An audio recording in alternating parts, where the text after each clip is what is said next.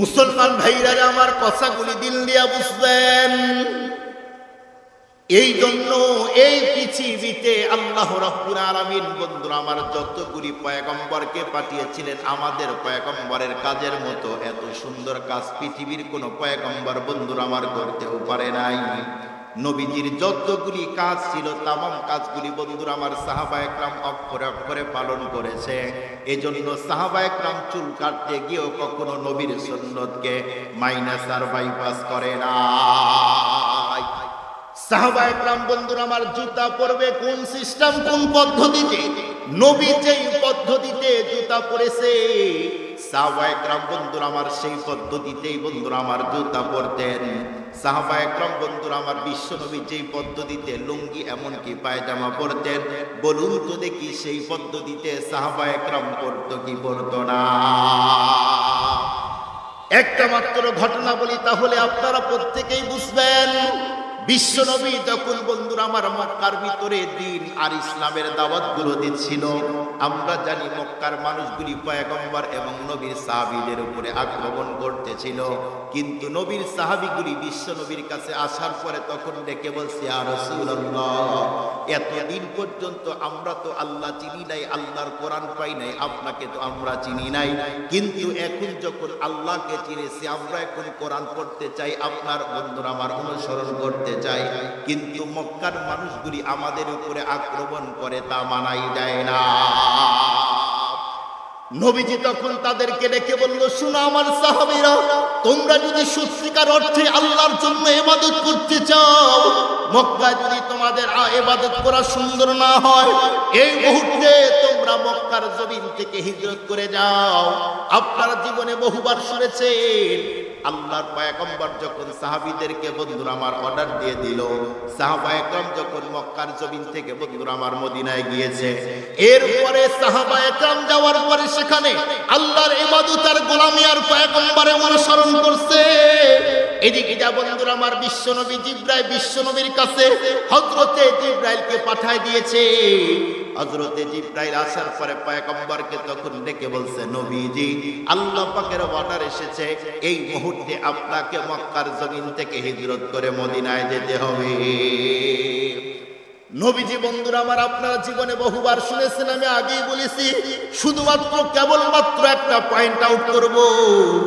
এক পর্যায়ে আল্লাহর পয়গম্বর বন্ধুরা আমার যখন মক্কার জমিন থেকে হিজরত করে যাবে, এর আগ মুহূর্তে পয়গম্বর বন্ধুরা আমার খানায় কাবায় গেল। যাওয়ার পরে খানায় কাবার চাবি যার হাতে, তার কাছে গেলেন। যাওয়ার পরে ডেকে বলছে, একটু খানায় কাবার চাবি দাও। সেই মুহূর্তে খানায় কাবার চাবি যার হাতে ছিল, উনি সেই মুহূর্তে তখন ডেকে বলছে, মুহাম্মদ, মক্কার তামাম মানুষের জন্য খানায় কাবার চাবি দেওয়ার অনুমতি আছে, কিন্তু তোমার হাতে কোনো অবস্থাতেই খানায় কাবার চাবি দেওয়া যায় না। নবীজি সেই মুহূর্তে ডেকে বলছেন, ইয়া শোনো, যদি খানায় কাবার চাবি আমার হাতে না মানায়, তাহলে তোমার হাতটা দিয়ে খানায় কাবার গেটটা খুলে দাও। সেই মুহূর্তে তখন পয়গম্বরকে ডেকে বলছে, শোনো, তোমার জন্য কোনো অবস্থাতেই খানায় কাবার গেটটাও খোলা যায় না।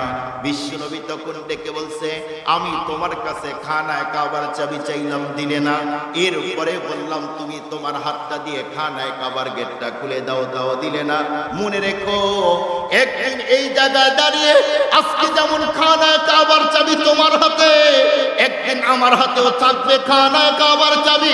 সেই দিন তুমি আমার কাছে যতই খানায় কাবার চাবি চাও, কিন্তু আমি তোমার হাতে সেই দিন খানায় কাবার চাবি দিব না। মুসলমান ভাইরা আমার, বিশ্বনবী সেই জায়গা থেকে খানায় কাবার চত্বর ছেড়ে পয়গম্বর যখন মদিনার দিকে যাইতেছে, পয়গম্বর বারবার খানায় কাবার দিকে লক্ষ্য করে চোখের পানিগুলো ছেড়ে খানায় কাবাকে ডেকে বলছে, খানায় কাবা, কোনো অবস্থাতেই তোমাকে রেখে আমার মন বন্ধুরা আমার মদিনা যেতে চায় না, কিন্তু কি করব, মক্কার মানুষগুলি তোমার মাঝে আমারে থাকতেই দিল না।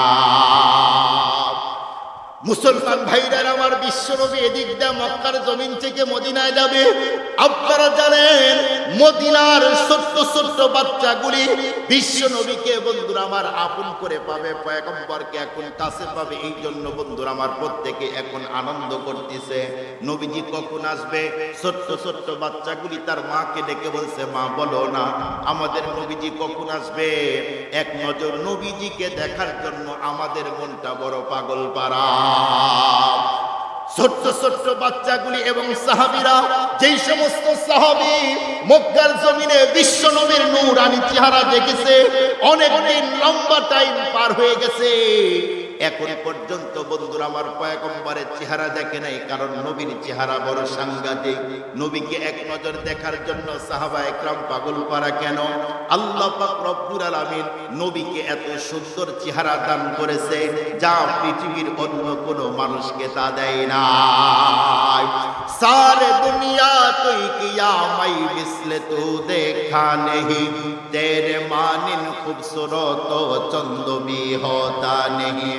उसने ईसुबदो में ईसायद बई मौदारी, आज खूबा हमदारम तू तन्हादारी। उसने ईसुब से फजूतर है रसूलुल्लाह का, हाय ए नूर चश्मे याकूब अवर ए नूरुल्लाह का। ईसा तुझे खालिक ने तेरा दार बनाया, यूसुफ को तेरे कौलब दीदार बनाया, यूसुफ को तेरे कौलब दीदार बनाया। যেই মানুষগুলি অনেক নায়ক আর অনেক গায়ককে মডেল মনে করে, কিন্তু নো, এই পৃথিবীর কোন গায়কের জীবনের সব সাইটের সফলতা নেই। যেই সাইটে কাজ করে সেই সাইটেরই সফলতা নেই। একজন নায়ক যেই সাইটে কাজ করে সেই সাইটেই তার সফলতা নেই, অন্য সাইটে সফলতা নেই। কিন্তু আমাদের পয়গম্বরকে আল্লাহ এমন চরিত্র আখলাক দিয়ে বানিয়ে দিয়ে মডেল করে দিলেন, পৃথিবীর কোন মানুষ, পৃথিবীর কোন শিশু যদি শ্রেষ্ঠ শিশু হতে চায়, সে যেন নবী মুহাম্মদ সাল্লাল্লাহু আলাইহি ওয়াসাল্লামকে দেখে। পৃথিবীর কোন কিশোর যদি পৃথিবীর শ্রেষ্ঠ কিশোর হতে চায়, সে যেন নবী মুহাম্মদ সাল্লাল্লাহু আলাইহি ওয়াসাল্লামকে দেখে।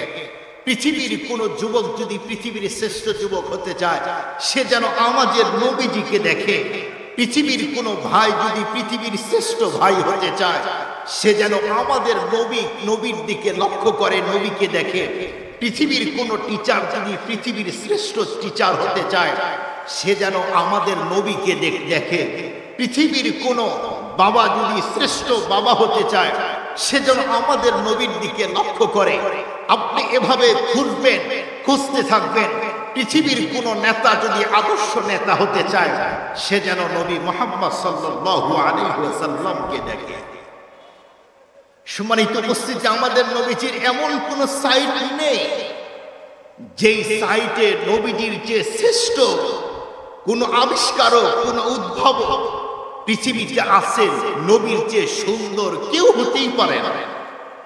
আমার নবী যেই কাজ, যেই পদ্ধতিতে, যেই সিস্টেমে করেছে, নবীজির চেয়ে আরো উন্নত মানের সুন্দর সিস্টেমে ওই কাজ পৃথিবীর কেউ করবে হতেই পারে না। সহজ করে বোঝার জন্য আপনাদেরকে আমি যেহেতু নবীজির সিরাত এবং আদর্শের একটা সাইটে আপনাদেরকে নিয়ে যেতে চাই। আমরা প্রত্যেকে জানি বর্তমান যুগ হলো বিজ্ঞানের যুগ। এ যুগের মানুষগুলি এখন বিজ্ঞানের মানদণ্ডে ইসলামকে মানতে চায়। মনে রাখবেন, ইসলাম ইজ দ্য ফুল প্যাকেজ। ইসলাম এমন একটা পরিপূর্ণ প্যাকেজ করে আল্লাহ তাআলা পাঠিয়ে দিয়েছেন, পৃথিবীর কোন দার্শনিক, পৃথিবীর কোন সায়েন্টিস্ট কখনো ইসলামকে প্যাকেট করার ক্ষমতা কারণে ইসলামের পরিপূর্ণ প্যাকেজ এর বাস্তব নমুনা আমাদের নবী আলাইহিস সালাতু ওয়াস সালাম দিয়েছে। খুব ভালো করে বুঝবেন, আমাদের নবীজির আদর্শ চমৎকার আদর্শ, আমাদের নবীজির সিরাত বড় চমৎকার সিরাত। আপনারা জানেন বিজ্ঞানের এই যুগে অনেক মানুষ অনেক সিস্টেমে নিয়ে যায়। আমরা জানি নবীজির সুন্নত দুই স্তর, দুই ধরনের। একটা হলো আমলি, আর একটা হলো নবী যেই কাজ যেই পদ্ধতিতে করেছেন ওই কাজ নবীর চেয়ে সুন্দর করে ভালো করে করার মতো মানুষ পৃথিবীতেই নাই। বলবেন হুজুর এটা কি কথা? যেহেতু শিক্ষিত মানুষ বিজ্ঞানের এ যুগে বিজ্ঞানের মানদণ্ডে ইসলামকে মানতে চায়, তাহলে দেখি তো বিজ্ঞান কি 1450 বছর পূর্বে দুনিয়া সেই সময় ছিল না। নবী যেই যুগে এসেছেন সেই যুগে তো বিজ্ঞান ছিল না। এরপরেও 1450 বছর পূর্বে নবী মুহাম্মদ সাল্লাল্লাহু আলাইহি ওয়াসাল্লাম যেই বক্তব্য দিয়েছেন, 1450 বছর পরে নবীজি যেই বক্তব্য দিয়ে গেছেন, ওই বক্তব্যের কাছে এখন বিজ্ঞান হারতে বাধ্য হচ্ছে। বলবেন হুজুর কেমনে? দুই একটা কথা বলি তাহলে বুঝবেন। নবীর সুন্নতে আমল করলে অনেক ফায়দা, অনেক লাভ। নবীজির সুন্নতের মর্যাদা অনেক বেশি।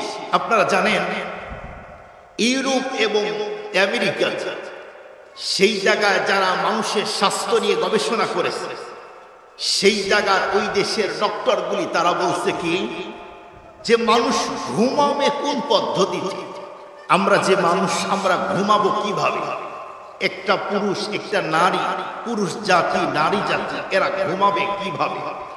ওরা সেই সময় বললো যে দেখো মানুষ চিত হয়ে ঘুমায়। আপনারা জানেন যারা মেডিকেল সায়েন্স সম্পর্কে একটু ধারণা আছে, মানব দেহ সম্পর্কে, আমাদের যে পিঠে যে হাড় আছে যেটা মেরুদণ্ডের হাড় বলা হয়, এটা কিন্তু একদম স্ট্রেট বাই সোজা না, এটা একটু বাঁকা। কোনো মানুষ যদি তার এত বড় ফুল বডি দেহ এটা যদি চিত হয়ে ঘুমায় তাহলে ওই হাড়ের উপরে চাপ পড়ে, এই জন্য পিছন সাইডে একটু ব্যথা করে। এই জন্য বিজ্ঞান বললো যে তোমরা যদি চিত হয়ে ঘুমাও তাহলে তোমাদের ফায়দা হবে, কিন্তু রিপোর্ট আসে না এভাবে ঘুম তৃপ্তি মতো হয় না, এমনকি ঘুমের মধ্যে আমরা দুঃস্বপ্ন দেখতে থাকি। তখন বললো ঠিক আছে এই পদ্ধতি চেঞ্জ করো। ওরা চেঞ্জ করে বলল তাহলে উপর হয়ে ঘুমাও। যখন মানুষগুলি উপর হয়ে ঘুমায় তখন তাদের বুক ব্যথা করে। বলুন যাদের উপর হয়ে ঘুমানোর অভ্যাস নেই, আপনারা একদিন ঘুমিয়ে দেখবেন পরের দিন কি পরিমাণ বুক ব্যথা করে। তখন তারা বলল যে না, চিত হয়েও না উপর হয়েও না। মেডিকেল সায়েন্স ডক্টরগুলি তখন বলল তাহলে তোমরা বাম কাত হয়ে ঘুমাও। যখন বাম কাত হয়ে ঘুমায়, আপনারা জানেন বাম পাশের যে হাড় আছে এটা কিন্তু সোজা না, একটু বাঁকা। আর এই বাঁকা হাড় থেকেই আল্লাহ তাআলা আম্মা জান হাওয়া আলাইহিস সালাতু ওয়াস সালামকে সৃষ্টি করেছিলেন জান্নাতে। আপনারা এই ঘটনা জানেন। যখন চিত হয়ে ঘুমায় শান্তি হয় না, শরীর সুস্থ হয় না, তৃপ্তি হয় না, গভীর ঘুম হয় না। উপর হয়ে ঘুমায় তৃপ্তি মতো ঘুম হয় না, বাম দিক হয়ে ঘুমায় তবুও আরাম পায় না, শান্তি মতো ঘুম হয় না। তখন ডক্টরগুলি বলতে থাকলো তাহলে তোমরা ডান দিক হয়ে ঘুমাও। যখন পুরা ইউরোপ এবং কি আমেরিকা সহ আর অন্যান্য দেশ তামাম ওয়ার্ল্ডে মানুষগুলি যখন ডক্টরের থিওরি মানা শুরু করলো, ডান দিক হয়ে যখন ঘুমায় এখন শরীর ব্যথাও করে না, অল্প একটু টাইমের মধ্যে গভীর ঘুম হয়, মজার একটা ঘুম হয়, শরীরও ব্যথা হয় না, দুঃস্বপ্ন মানুষ দেখে না। তখন ওরা বলতে থাকলো এই সিস্টেমে মানুষ ঘুমাবে। বলুন তো দেখি ডান দিক হয়ে ঘুমানোর যেই সিস্টেম মেডিকেল সায়েন্স ডক্টরগুলি বলল, এটা কি এখন এরা যে বলেছে এটা এদের তৈরি করা নাকি আজ থেকে 1450 বছর পূর্বে আমাদের নবীজি পৃথিবীর প্রতিটা মানুষকে ঘুমানোর ব্যাপারে সুন্নত বলেছে তোমরা ডান দিক হয়ে ঘুমাবে, অল্প ঘুমের মধ্যেই আল্লাহ বরকত দিয়ে দিবে। সুবহানাল্লাহ।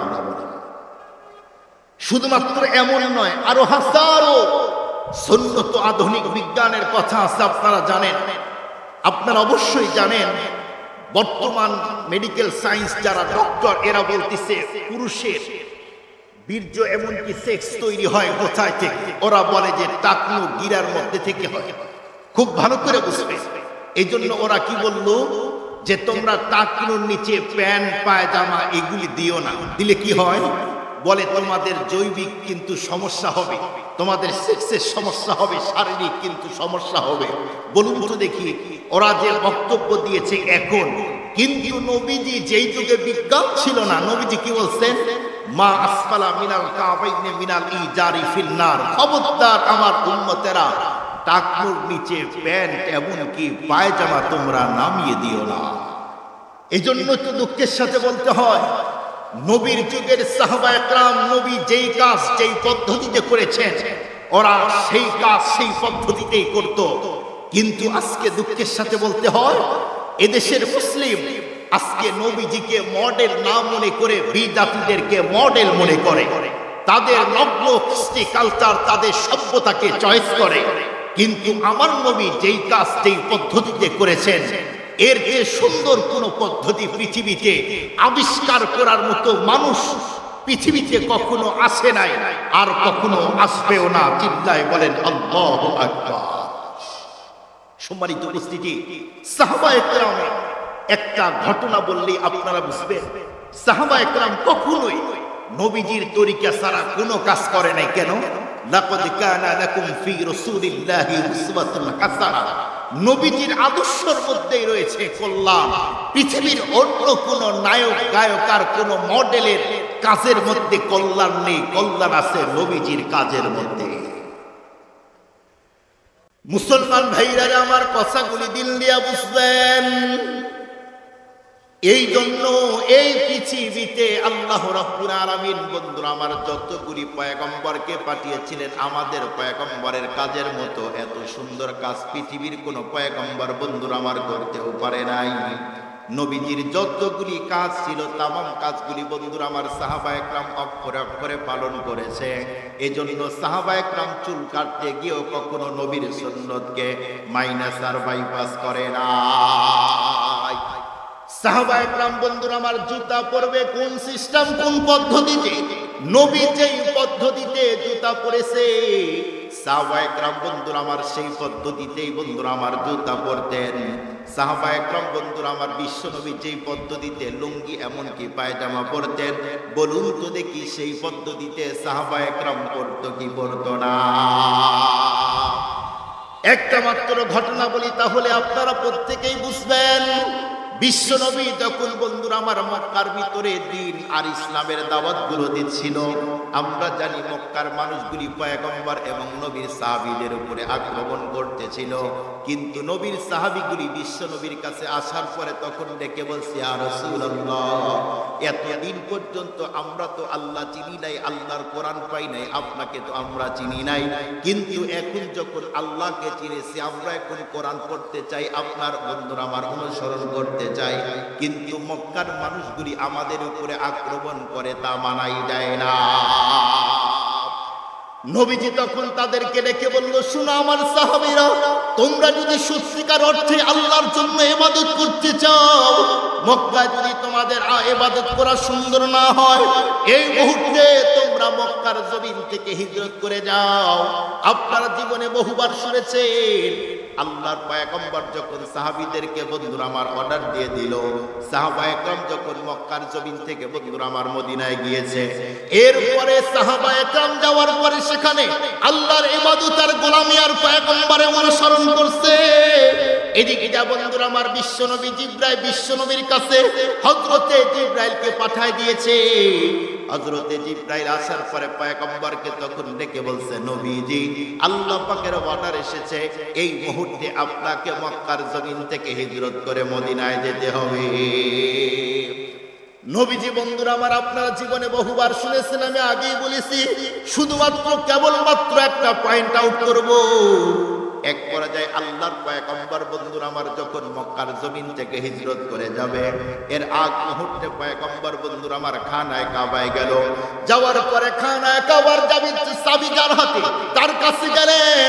যাওয়ার পরে ডেকে বলছে, একটু খানায় কাবার চাবি দাও। সেই মুহূর্তে খানায় কাবার চাবি যার হাতে ছিল উনি সেই মুহূর্তে তখন ডেকে বলছে, মুহাম্মদ, মক্কার তামাম মানুষের জন্য খানায় কাবার চাবি দেওয়ার অনুমতি আছে, কিন্তু তোমার হাতে কোনো অবস্থাতেই খানায় কাবার চাবি দেওয়া যায় না। নবীজি সেই মুহূর্তে ডেকে বলছেন, ইয়া শোনো, যদি খানায় কাবার চাবি আমার হাতে না মানায় তাহলে তোমার হাতটা দিয়ে খানায় কাবার গেটটা খুলে দাও। সেই মুহূর্তে তখন তখন পয়গম্বরকে ডেকে বলছে, শুনো, তোমার জন্য কোনো অবস্থাতেই খানায় কাবার গেটটাও খোলা যায় না। বিশ্বনবী তখন ডেকে বলছে, আমি তোমার কাছে খানায় কাবার চাবি চাইলাম, দিলে না। এরপরে বললাম, তুমি তোমার হাতটা দিয়ে খানায় কাবার গেটটা খুলে দাও, দাও, দিলে না। মনে রেখো, একদিন এই জায়গায় দাঁড়িয়ে আজকে যেমন খানায় কাবার চাবি তোমার হাতে, একদিন আমার হাতেও থাকবে খানায় কাবার চাবি। সেই দিন তুমি আমার কাছে যতই খানায় কাবার চাবি চাও, কিন্তু আমি তোমার হাতে সেই দিন খানায় কাবার চাবি দিব না। মুসলমান ভাইরা আমার, বিশ্বনবী সেই জায়গা থেকে খানায় কাবার চত্বর ছেড়ে পয়গম্বর যখন মদিনার দিকে যাইতেছে, পয়গম্বর বারবার খানায় কাবার দিকে লক্ষ্য করে চোখের পানিগুলো ছেড়ে খানায় কাবাকে ডেকে বলছে, খানায় কাবা, কোনো অবস্থাতেই তোমাকে রেখে আমার মন বন্ধুরা আমার মদিনা যেতে চায় না, কিন্তু কি করব, মক্কার মানুষগুলি তোমার মাঝে আমারে থাকতেই দিল না। মুসলমান ভাইরা আমার, বিশ্বনবী এদিক দিয়ে মক্কার জমিন থেকে মদিনায় যাবে। আপনারা জানেন, মদিনার ছোট্ট ছোট্ট বাচ্চাগুলি বিশ্বনবীকে বন্ধুরা আমার আপন করে পাবে, পয়গম্বরকে এখন কাছে পাবে। এই জন্য বন্ধুরা আমার প্রত্যেকে এখন আনন্দ করতেছে, নবীজি কখন আসবে। ছোট্ট ছোট্ট বাচ্চাগুলি তার মাকে ডেকে বলছে, মা বলো না আমাদের নবীজি কখন আসবে। এক নজর নবীজিকে দেখার জন্য আমাদের মনটা বড় পাগল পারা। ছোট্ট ছোট্ট বাচ্চাগুলি এবং সাহাবীরা, যেই সমস্ত সাহাবী মক্কার জমিনে বিশ্বনবীর নূরানী চেহারা দেখেছে, অনেকদিন লম্বা টাইম পার হয়ে গেছে, এখন পর্যন্ত বন্ধুরা আমার পয়গম্বরের চেহারা দেখে নাই। কারণ নবীর চেহারা বড় সাংঘাতিক। নবীকে এক নজর দেখার জন্য সাহাবা একরাম পাগল পারা কেন? আল্লাহ পাক রব্বুল আলামিন নবীকে এত সুন্দর চেহারা দান করেছে, যা পৃথিবীর অন্য কোনো মানুষকে তা দেয় না। सारे दुनिया कोई किया मैं मिसले तू देखा नहीं, तेरे मानिन खूबसूरत तो चंद भी होता नहीं। उसने ईसुबदो में ईसायद बैदारी आज खूबा हमदारम तू तन्हादारी। उसने ईसुब से फजूतर है रसूलुल्लाह का, हाय ए नूर चश्मे याकूब और ए नूरुल्लाह का। ईसा तुझे खालिक ने तेरा दार बनाया, यूसुफ को तेरे क़ौलब दीदार बनाया, यूसुफ को तेरे क़ौलब दीदार बनाया। আল্লাহু আকবার বলেন, আল্লাহু আকবার। সম্মানিত উপস্থিতি, আমাদের নবীজিকে আল্লাহ তাআলা মারাত্মক সুন্দর চেহারা দিয়েছেন। সুবহানাল্লাহ বলেন। নাসরুদ্দিন একটা কিতাব পাওয়া যায়, হাকিমুল উম্মত মুজাদ্দিদুল মিল্লাহ শাহ আশরাফ আলী থানভী রাহমাতুল্লাহি আলাইহির লেখা। এই কিতাবের মধ্যে আসছে, নবীজিকে জিজ্ঞাসা করা হয়েছে, ওগো নবীজি, সর্বপ্রথম পৃথিবীতে আল্লাহ কি তৈরি করেছেন?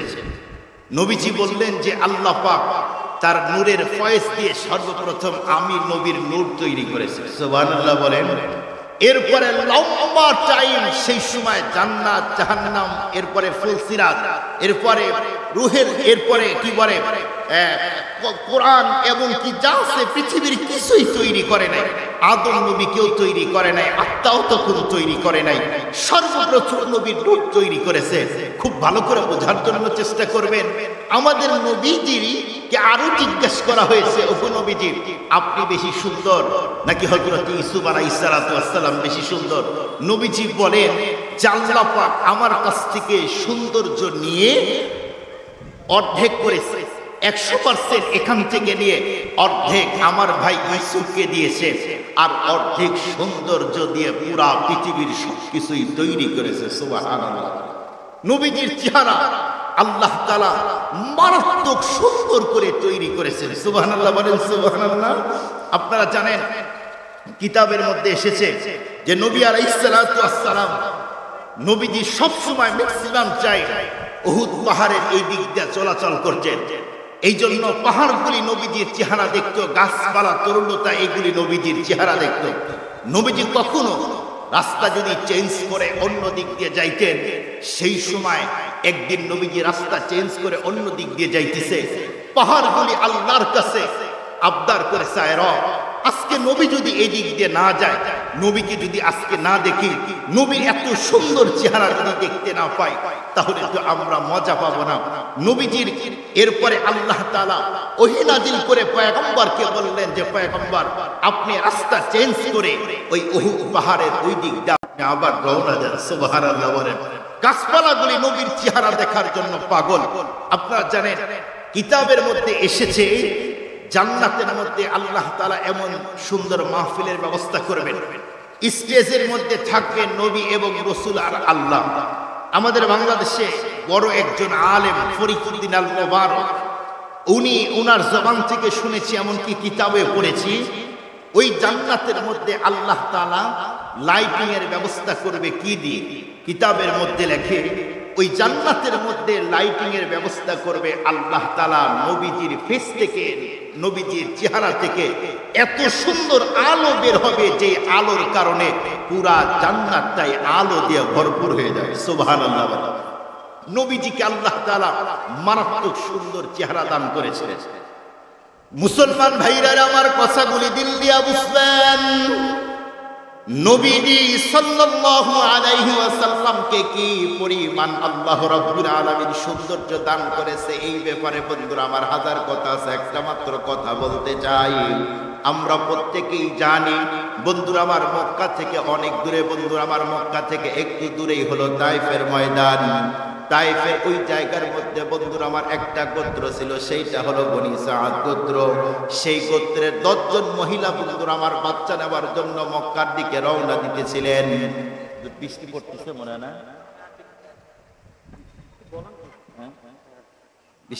বৃষ্টি পড়তেছে বাইরে।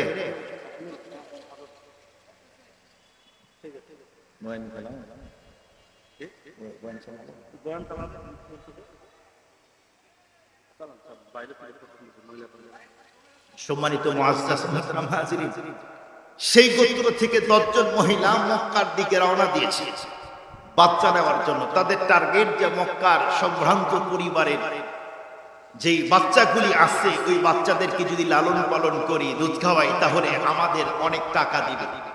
এই টার্গেট করে সেই সময় ওই গোত্র থেকে 10 জন মহিলা রওনা দিয়েছেন। এর মধ্যে একজন নবীজির দুধমা হালিমাতুস সাদিয়াও ছিলেন। সে হালিমাতুস সাদিয়া ওই মহিলাদের সাথে আসতেছে, কিন্তু হালিমাতুস সাদিয়ার সাথে স্বামী এবং ছোট্ট বাচ্চা, একটা উট আর গাধা নিয়ে আসতেছে।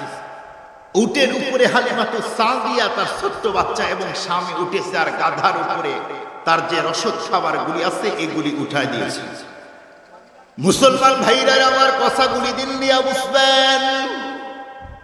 হালিমাতুস সাদিয়া সেই মুহূর্তে তার বন্ধুরা আমার ওই সমস্ত মেয়েদের সাথে যেই মুহূর্তে বন্ধুরা আমার বাচ্চা নেওয়ার জন্য হাঁটি হাঁটি পা পা করে আসতেছিল, আস্তে আস্তে বন্ধুরা আমার যেই 9 জন মহিলা ছিল, তাদের বন্ধুরা আমার বাহনগুলি ছিল অনেক তরু তাজা এবং শক্তিশালী।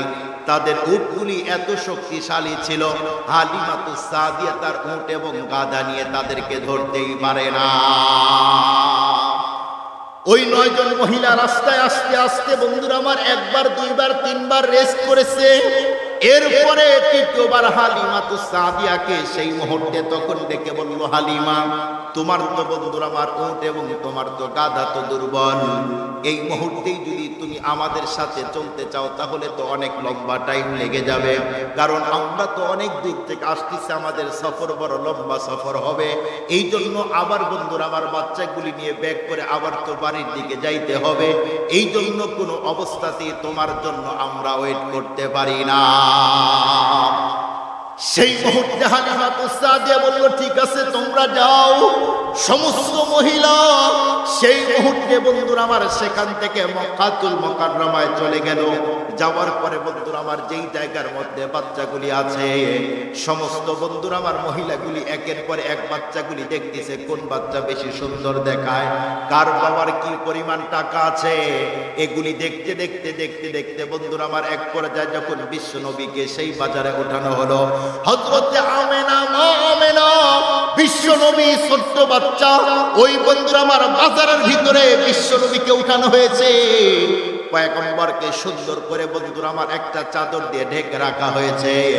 ওই যে 10 জন মহিলা বন্ধুরা আমার এসেছিলেন আগে, 9 জন মহিলা একের পর এক পয়গম্বরকে দেখে, নবীজির সুন্দর চেহারা দেখার পরে বন্ধুরা আমার মা আমেনাকে ডেকে বলল, আমেনা আমি জানতে চাই এই মুহাম্মাদের বাবা কি করে। যেই মুহূর্তে বলল এর বাবা কই, এর বাবাকে তো দেখছি না, ওর দাদা আব্দুল মুত্তালিব পাশেই দাঁড়িয়ে আছে। সেই মুহূর্তে হালিমাতুস সাদিয়া ডেকে বলল, শুনো আমার সন্তান মুহাম্মদ বন্ধুরা আমার আছে, এমনকি আমি মা আমেনা আছি, আমার বন্ধুরা আমার সন্তানের দাদা আছে আব্দুল মুত্তালিব, কিন্তু মুহাম্মাদের বন্ধুরা আমার বাবা দুনিয়াতে বেঁচে নাই। যখন শুনে যে মুহাম্মদ বন্ধুরা আমার বিশ্বনবীর বাবা বেঁচে নাই, সেই মুহূর্তে তামাম মেয়েগুলি একের পর এক সেখান থেকে চলে যায়। সমস্ত মেয়েগুলি বন্ধুরা আমার সম্ভ্রান্ত পরিবারে যাদের টাকা আছে, এই সমস্ত বাবার বন্ধুরা আমার সন্তানগুলিকে তারা নিয়ে গেল। এক পর্যায়ে বন্ধুরা আমার হালিমাতুস সাদিয়া আসার পরে দেখে না, এখন তো বাজারের মধ্যে বন্ধুরা আমার বাচ্চা একটা মাত্র, খুতুবাতে জুলফিকার মাওলানা বন্ধুরা আমার জুলফিকার আহমদ নকশবন্দি লেখেন, সেই জায়গায় একটা মাত্র সন্তান, তিনি হলেন মুহাম্মাদুর রাসূলুল্লাহ সাল্লাল্লাহু আলাইহি ওয়াসাল্লাম। নবীজি ছাড়া ওই জায়গায় আর কোনো বাচ্চাই নেই। খুতুবাতে জুলফিকার 16 নম্বর খণ্ডের মধ্যে আসছে যে বিশ্বনবী শুধু একা, এখন আর কেউ নাই। হালিমাতুস সাদিয়া এবং তার স্বামী নবীজির কাছে আসলেন। মা আমেনা দুঃখ আর কষ্ট নিয়ে দাঁড়িয়ে আছে। কেন? আজকে যদি নবীজির বাবা হযরত আব্দুল্লাহ যদি বেঁচে থাকতেন, তাহলে আজকে আমার সন্তানকে নিয়ে যাইতো। সব বাচ্চা তারা নিয়ে গেল, কিন্তু আমার সন্তানকে নিল না। এই দুঃখ আর কষ্ট হালিমাতুস সাদিয়া, হযরত আমিনা দাঁড়িয়ে আছে। হালিমাতুস সাদিয়া বলল যে এটা কি ছেলে? নামিয়ে বলল ছেলে। নাম কি? বলে মুহাম্মদ। বলে একটু দেখতে চাই।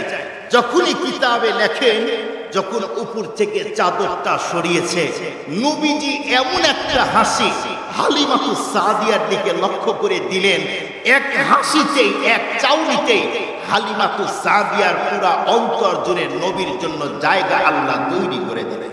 সুবহানাল্লাহ বলে। যখন শুনছে বাবা নাই, কেউ নাই, সেই মুহূর্তে হযরতে হালিমাতুস সাদিয়া তখন স্বামীকে বলল যে স্বামী এখন কি করব? এই বাচ্চাকে নিয়ে গেলে আমরা তো কিছুই পাবো না। সেই মুহূর্তে তার স্বামী বলেছিল যে তুমি এই বাচ্চাটাকে নিয়ে যাও, হতে পারে আল্লাহ এর মাধ্যমে আমাদের বরকত দিবে। সুবহানাল্লাহ বলেন। আপনারা জানেন বরকতের অনেক কথা, আমি শুধু পয়েন্ট আউট করব। সেই মুহূর্তে হালিমাতুস সাদিয়া যখনই স্বামীর কাছ থেকে শুনলেন যে একে নিয়ে গেলেই বরকত হবে, হালিমাতুস সাদিয়া তখন বলল যে জি স্বামী, আমরা তাহলে একে নিয়ে যেতে চাই। সম্মানিত মুআজ্জাজ মুহতারাম হাজিরিন, হযরত হালিমাতুস সাদিয়া মা আমিনাকে ডেকে বলল যে দেখো, আমি তোমাকে একটা কথা বলতে চাই। বলো কি কথা? বলে আমি হালিমা আমার জীবনে যত বাচ্চা দেখেছি, তোমার সন্তান মুহাম্মাদের চেয়ে সুন্দর কোনো বাচ্চা আমি হালিমা আমার চোখ দিয়ে কখনোই দেখি নাই। সুবহানাল্লাহ বলেন। সুবহানাল্লাহ। এ কথা শুনতে নবীজির মা আমেনা তখন ডেকে বলল, হালিমা তুমি তো গ্রামে থাকো, গ্রামে তুমি কয়টা বাচ্চা দেখেছো? আমার কাছ থেকে শুনে নাও। আমি তো শহরে গ্রামে অনেক জায়গায় সফর করেছি, আমার সন্তান মুহাম্মাদের চেয়ে সুন্দর কোনো বাচ্চা আমি আমেনাও আমার এ চোখ দিয়ে কখনো দেখি নাই। এ কথা বলতে, আমিনা বলতে, আব্দুল মুত্তালিব নবীজির দাদা তখন ডেকে বললে, হালিমাতুস সাদিয়া, আমেনা তোমরা এটা কি বললে? তুমি কয়টা বাচ্চা দেখেছো তোমার চোখ দিয়ে? আর আমেনা তুমি কয়টা বাচ্চা দেখেছো? আমার কাছ থেকে শুনে নাও। আমি তো খানায়ে কাবার মুতাআল্লি, সেখানে কত বাচ্চা আমার চোখ দিয়ে জীবনে দেখলাম। আমি তো কত রাষ্ট্রে, কত জায়গায় সফর করেছি। আমি আব্দুল মুত্তালিবের কাছ থেকে শুনো, আমার নাতি মুহাম্মাদের চেয়ে সুন্দর কোনো মানুষ আর সুন্দর কোনো বাচ্চা আমি আব্দুল মুত্তালিব আমার চোখ দিয়ে জীবনে কখনো দেখি না। এ কথা বলতেই কিতাবওয়ালা লেখেন, তখন যেন জিব্রাইল বলতিছে যে এই হালিমাতুস সাদিয়া, আমেনা, আব্দুল মুত্তালিব, তোমরা কি তথ্য দিলে? আমার কাছ থেকে শুনে নাও। আমি জিব্রাইল আল্লাহ পাকের জান্নাতের অনেক নিয়ামত আমার চোখ দিয়ে দেখেছি। আমি তো আদম নবীর সৌন্দর্য দেখেছি, আমি তো নূহ নবীর সৌন্দর্য দেখেছি, আমি তো ইব্রাহিম পয়গম্বরের সৌন্দর্য দেখেছি, আমি তো ইসহাক নবীর সৌন্দর্য দেখেছি, আমি তো ইউসুফ নবীর সৌন্দর্য দেখেছি, আমি তো ঈসা নবীর সৌন্দর্য দেখেছি। আমি জিবরাইলের কাছ থেকে শুনে নাও, আখিরি জামানার পয়গম্বর মুহাম্মদুর রাসূলুল্লাহ সাল্লাল্লাহু আলাইহি ওয়াসাল্লাম এই ছোট্ট বাচ্চা মুহাম্মাদের চেয়ে সুন্দর কোন মানুষ আমি জিবরাইল আমার চোখ দিয়ে কখনোই দেখি নাই। সুবহানাল্লাহ বলেন। এ কথা জিবরাইল বলতেই তখন যেন আল্লাহ পাক বলতেছে, জিবরাইল তুমি কি বললে এটা?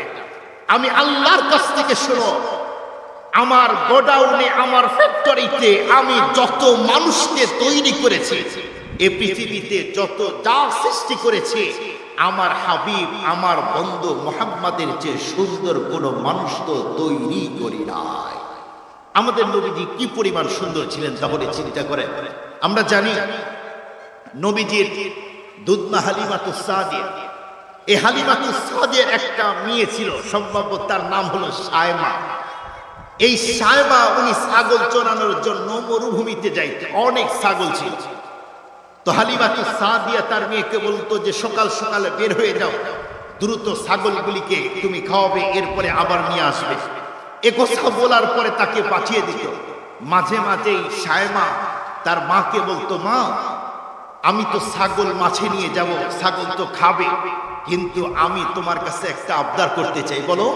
বলে ওই যে আমাদের ছোট্ট একটা ভাই মোহাম্মদ, এই মোহাম্মদকে আমি নিয়ে যেতে চাই। তখন সেই সময় সায়মা বলেছিল, ও মা আমি যখন আমার এই ছোট্ট ভাইকে মাঠের মধ্যে নিয়ে যাই, মরুভূমির মধ্যে,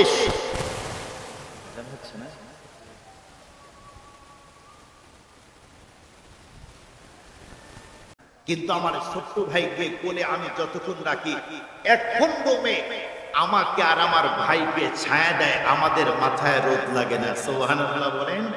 মা শুধু তাই নয়, আমার এই ছোট্ট ভাইকে আমি যেদিন নিয়ে যাই, সেই দিনই আমি আমার ভাইকে যেদিন নিয়ে যাই, সেই দিনই লক্ষ্য করে দেখি অল্প টাইমের মধ্যে ছাগলগুলি খাবার খেয়ে আমার ভাইকে এবং আমাকে চারদিক থেকে বেষ্টন করে আমার ভাইয়ের চেহারাগুলি ছাগল বসে বসে দেখতে থাকে। সুবহানাল্লাহ।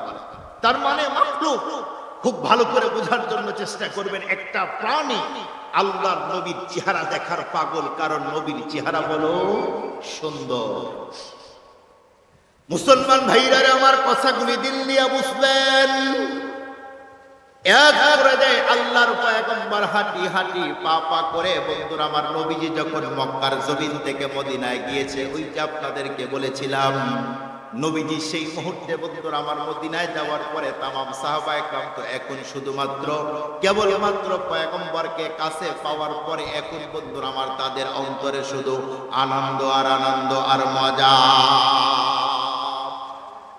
নবী আলাইহিস সালাতু ওয়াস সালাম মদিনায় থাকা শুরু করলেন, হিজরির ৩য় বছর হবে সম্ভাব্য। নবীজি একদিন স্বপ্নের মধ্যে বন্ধুরা আমার তামাম সাহাবায়ে কেরামদেরকে নিয়ে হযরত পালন করার বন্ধুরা আমার দৃশ্যগুলি যখন দেখলো, নবীজি স্বপ্নের মধ্যে দেখলেন সাহাবায়ে কেরাম বন্ধুরা আমার কেউ নেড়ে করেছে, কেউ চুল খাটো করেছে। এমন স্বপ্নগুলি দেখার পরে নবীজি বন্ধুরা আমার ফজরের নামাজ আদায় করার পরে তামাম সাহাবীদেরকে তখন ডেকে বলল, সাহাবী বসো, আজকে আমি তোমাদেরকে একটা স্বপ্ন দেখেছি, সেই স্বপ্নের কথাগুলি শেয়ার করতে চাই। এ কথা বলতেই বন্ধুরা আমার সমস্ত সাহাবী তো জানে নবীর স্বপ্ন তো ওহী, এই জন্য পয়গম্বর যখন বলতিছে, এ আমার সাহাবীরা আজকে রাত্রে আমি দেখলাম তোমাদের সঙ্গে করে নিয়ে আমি উমরা করার জন্য, হজরত পালন করার জন্য বন্ধুরা আমার মক্কার জমিনে গিয়েছি। এমন কথা শুনতেই যেই সমস্ত সাহাবায়ে কেরামের অন্তরের মধ্যে, যেই সমস্ত সাহাবীরা মক্কার জমিন থেকে হিজরত করে বন্ধুরা আমার মদিনায় এসেছে, ওই সমস্ত সাহাবায়ে কেরামের অন্তরের মধ্যে এতদিন পর্যন্ত বন্ধুরা আমার দেশপ্রেমের আগুন কাঁপটি মেরেছিল। এখন যখন শুনছে নিজের দেশে যাওয়ার কথা, এখন নিজের দেশে যাওয়ার জন্য তারা পাগল মারা। মুসাফির হর কুজা বাসাদ, মুসাফির হর কুজা বাসাদ, वतन राया जमीदार चुबुलबुल बर का फज बासद चमन राया जमीदारा। নবীজি সেই মুহূর্তে সাহাবীদেরকে নিয়ে বন্ধুরা আমার রওনা দিলেন মক্কার দিকে। রাস্তার ভিতরে চলতে চলতে এক পর্যায়ে আল্লাহর হাবিব সাল্লাল্লাহু আলাইহি ওয়াসাল্লাম যখন বন্ধুরা আমার হুদাইবিয়া নামক জায়গা পর্যন্ত পৌঁছে গেল, সেই মুহূর্তে বন্ধুরা আমার নবীজির শরীর অত্যন্ত ক্লান্ত এবং পরিশ্রান্ত। আল্লাহর নবী তখন সাহাবীদেরকে ডেকে বলল, সাহাবী, আজকে আমরা রাত্রি এই জায়গায় থাকতে চাই, আগামীকাল প্রত্যুষে আমরা এখান থেকে আবার মক্কার দিকে রওনা দিব। মুসলমান ভাইরা আমার এই কথা বলার পরে সাহাবায়ে কেরাম রাত্রে তাঁবু গুলি ফেলতেছেন, কারণ রাত্রে এই জায়গায় থাকতে নবীর অর্ডার। এদিকে যা মক্কার পত্তলিকদেরকে কে বা কারা খবর দিল, এ মক্কার পত্তলিকেরা তোমরা তো নাকে তেল দিয়ে ঘুমাও। এদিকে যে মুহাম্মদ তার বাহিনীদেরকে নিয়ে আসছে মক্কার উপরে আক্রমণ করার জন্য, এখন তো আমাদের বাঁচার কোনো কায়দা নাই। এদিকে যা মক্কার বন্ধুরা আমার লিডারগুলি তখন বিশ্বনবী তার সাহাবীদেরকে মারার জন্য পাঠায় দিল। খুব ভালো করে শুনবেন, অল্প টাইমে শেষ করে দেব। এক পর্যায়ে আল্লাহর হাবিব সাল্লাল্লাহু আলাইহি ওয়াসাল্লামের কাছে সাহাবায়ে কেরাম এসে ইনফরমেশন দিল, পয়গম্বর আপনি কি শুনছেন? পয়গম্বর তখন বলল কি? পয়গম্বরকে তখন ডেকে বলল, নবীজি আমরা শুনলাম মক্কার সাহাবায়ে কেরাম বন্ধুরা আমার মক্কার পত্তলিকেরা নাকি আমাদের উপরে আক্রমণ করে শেষ করে দেবে। নবীজি সেই মুহূর্তে মিটিং করলো, এরপরে তাদের মধ্যে হতে হযরত ওসমানকে পাঠায় দিল। ওসমানকে ডেকে বলছে, ওসমান তুমি যাও মক্কার লিডারদেরকে বলো আমরা কিন্তু কোনো অবস্থাতেই বন্ধুরা আমার মক্কা দখল করার জন্য আমরা আসি নাই, আমরা হজরত পালন করে এরপরে আমরা চলে যাব। এমন কথাগুলি ওসমানকে যখন বলে পাঠায় দিল, ওসমান বন্ধুরা আমার মক্কায় গিয়েছে, যাইতে যাইতে রাত হয়ে গেল। সেই মুহূর্তে হযরত ওসমান রাদিয়াল্লাহু তাআলা আনহু একজন ইহুদি বন্ধুর বাড়িতে উঠেছে। রাত্রে সেই জায়গায় থাকার পরে এস বন্ধুরা আমার সকাল যখন হয়ে গেল, ওসমান তখন ইহুদি বন্ধুকে ডেকে বলল, বন্ধু এখন চলো আমি তোমাদের লিডারের সাথে কথা বলতে যাই। হযরত ওসমান রাদিয়াল্লাহু তাআলা আনহুকে কথা বলতে ইহুদি তখন বলল, দোস্ত চলো।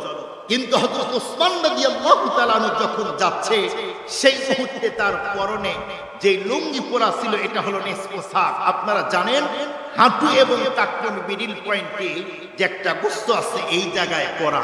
ইহুদি আলেম তখন ডেকে বলল, ওসমান তুমি যেই জায়গায় লুঙ্গি পরেছো এই জায়গায় লুঙ্গি পরে তুমি যদি যাও, মক্কার লিডারগুলি তোমার আনসাল বলবে, আজল বলে গালি দিবে। আর বন্ধু এটা আমি সহ্য করতে পারবো না, এটা আমি বরদাস্ত করতে পারি না।